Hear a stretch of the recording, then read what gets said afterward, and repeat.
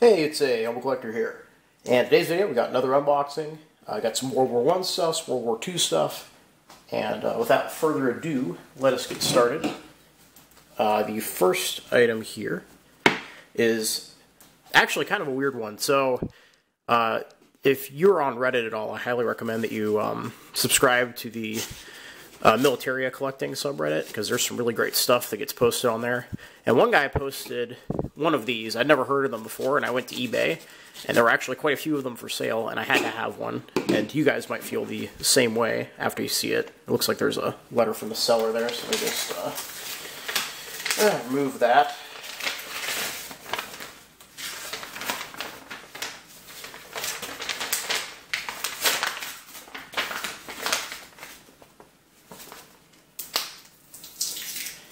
He taped it to the envelope here, so give me 1 second. Alright, so in this little sleeve here, if we can get that to focus, there we go. So as you can see here, Victory, Liberty Loan, and then on the back, if we can get it to focus again. Come on.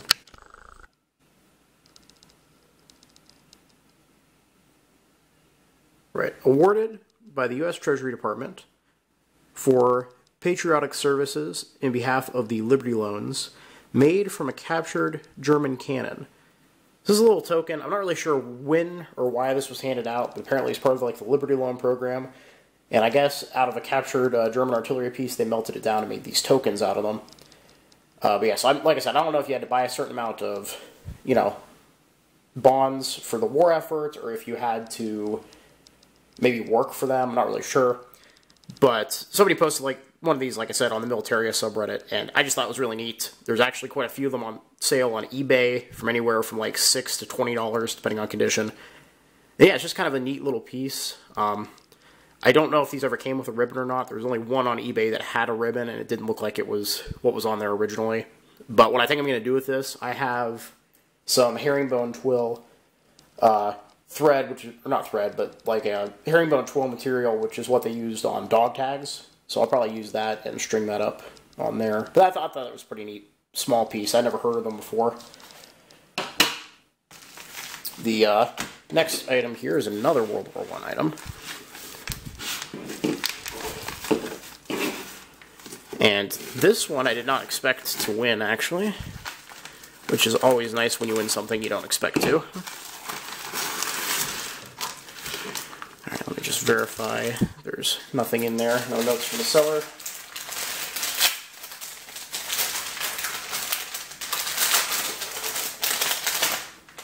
Perfect. Alright. So we have a little, very well worn journal here.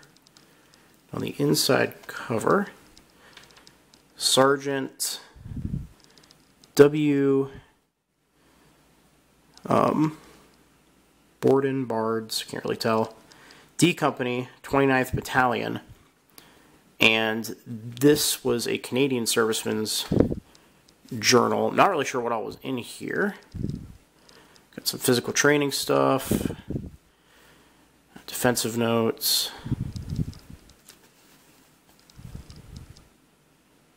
but yeah, kind of a neat little journal. I'll have to read through it and see what all's in there.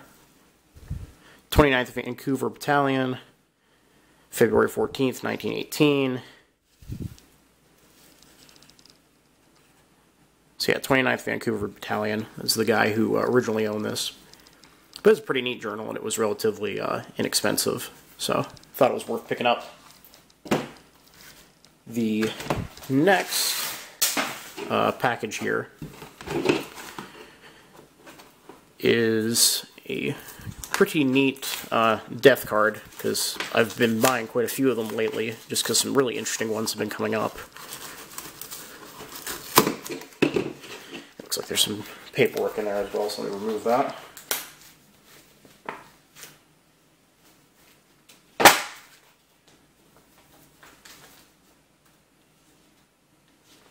And Let's see here. So first things first, here's the death card. You don't... The ones with helmets on them aren't exactly the most common, so that was kind of nice to pick that up. The seller provided all kinds of information with this one. So I'm trying to sort through the paperwork here and kind of show you guys.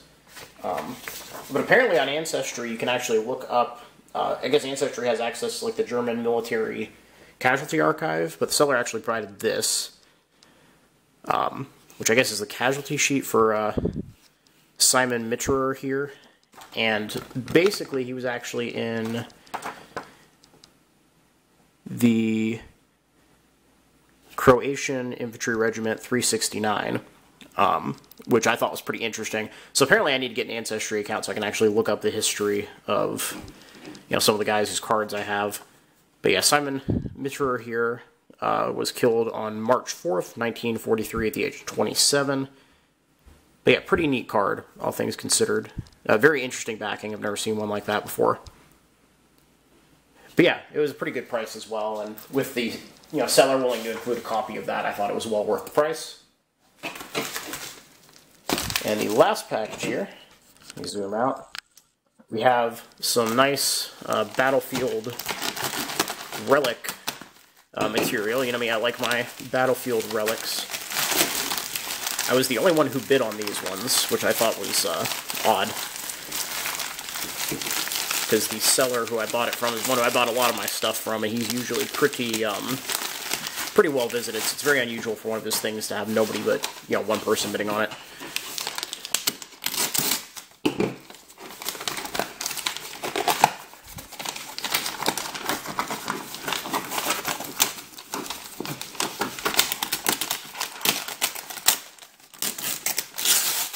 Alright, here is the box.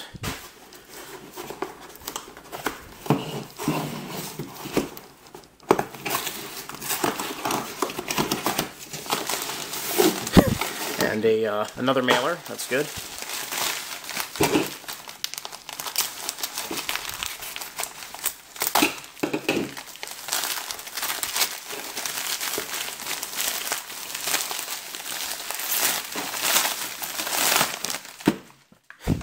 Plastic bag. Alrighty.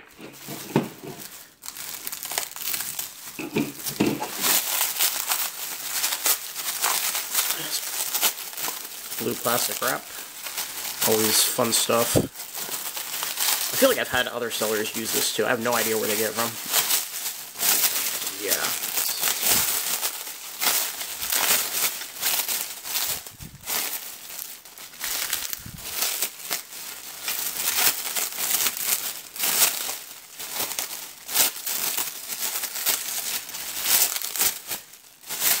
So yeah, here we have a feed tray and part of a bolt from a MG42 machine gun.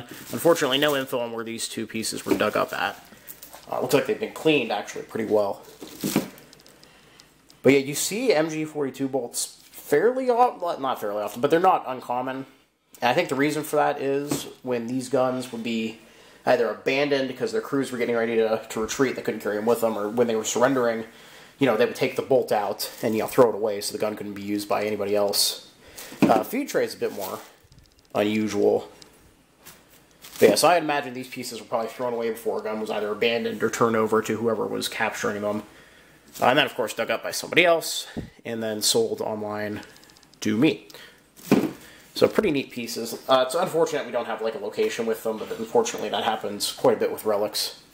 Actually, just purchased another very interesting relic that should be here.